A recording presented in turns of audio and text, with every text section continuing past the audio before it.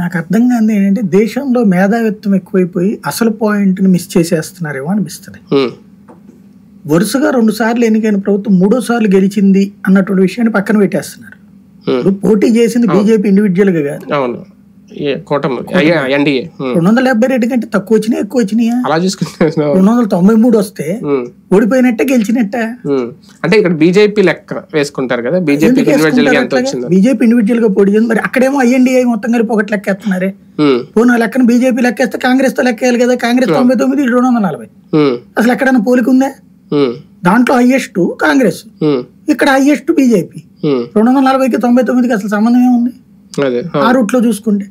పోనీ కూటమిగా చూసుకుంటే ఇక్కడ బీజేపీ నేతృత్వంలోని ఎన్డీఏ కూటమికి 293 మెజార్టీ ఇచ్చేసారు. కూటమి ప్రకారం ఇంకా పైన ఇంకో 25 సీట్లు ఇచ్చారు కదా, ఇంకేం బాధ అసలు? నెంబర్ 1.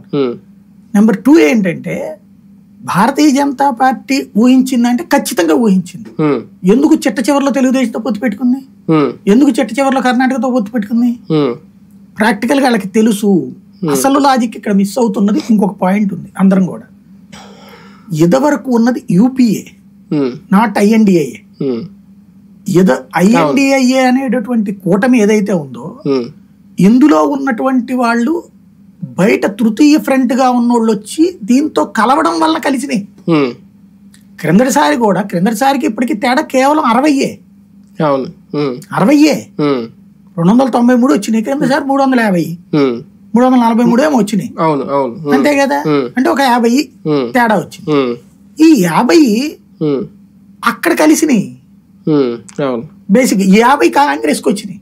కానీ కిందసారి బీజేపీకి వచ్చిన సీట్లు లెక్కేసుకుంటే